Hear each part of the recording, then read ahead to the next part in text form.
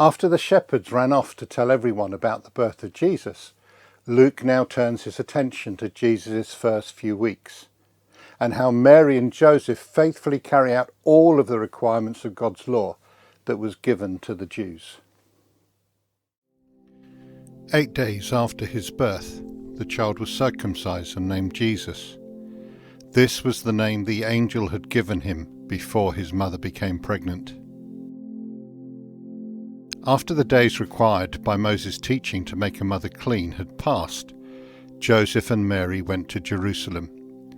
They took Jesus to present him to the Lord. They did exactly what was written in the Lord's teachings. Every firstborn boy is to be set apart as holy to the Lord. They also offered a sacrifice as required by the Lord's teaching, a pair of mourning doves or 2 young pigeons. To understand this passage, we first need to go back to the Old Testament, and in particular the book of Leviticus. In Leviticus, God sets out what his people, the Jews, should do to make themselves acceptable to God. Now, in Leviticus chapter 12, it sets out what a mother should do. If they've had a baby boy, the parents will have him circumcised on his 8th day.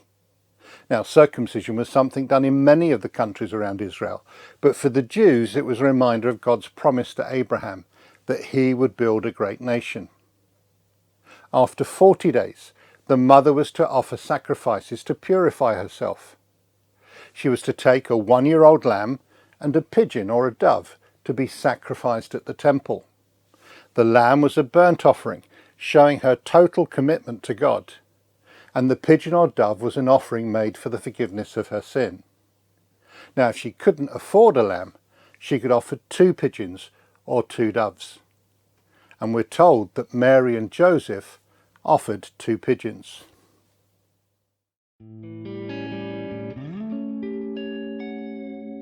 Jesus, he's fully God and fully man.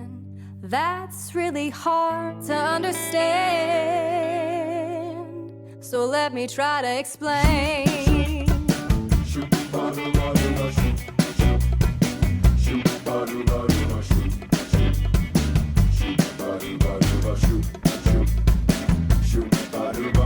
Jesus, his word upholds the galaxies, but he babbled like a baby in his mother's arms. Jesus understands the universe, but he had to go to school to learn how to write his name. So what can we learn from this? Firstly, Mary and Joseph set an example by their faithfulness in following God's commands. They could have thought that they were somehow above the law, given that their baby was the Son of God. But instead they humbly followed God's commands, called the baby Jesus, had him circumcised, and made the required sacrifices. You know, we are no longer under the law. The old law showed us our sin, but couldn't save us because we're too sinful to follow it. It was a temporary solution for sin. Jesus' death and resurrection replaced the need for the old law. He paid the penalty for our sin once and for all. But God has given us his word, the Bible, to guide us. And our challenge is to be humble enough to trust and follow it completely, making every effort to always follow God's commands. Secondly, we're told that Mary and Joseph sacrificed 2 pigeons. Jesus knew what it was like to be poor. Sometimes we're tempted to think that Jesus, being the Son of God, can't possibly understand what we're going through. But as we go through Luke, we'll see that Jesus experienced many of the problems that we experience. He isn't remote and distant from us in our problems. He was tempted and challenged as we are, but all without ever falling into sin. Jesus walked upon the ocean blue, but his feet got tired and dirty too on the dusty roads. Jesus cried when his friend Lazarus died, but his power brought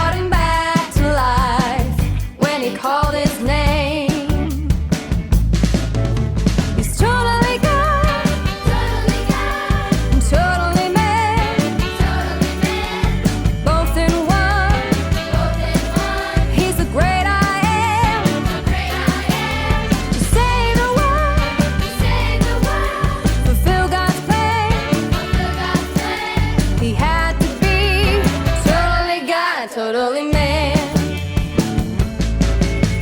Jesus obeyed his Father perfectly, and we know that's something you and me could never do.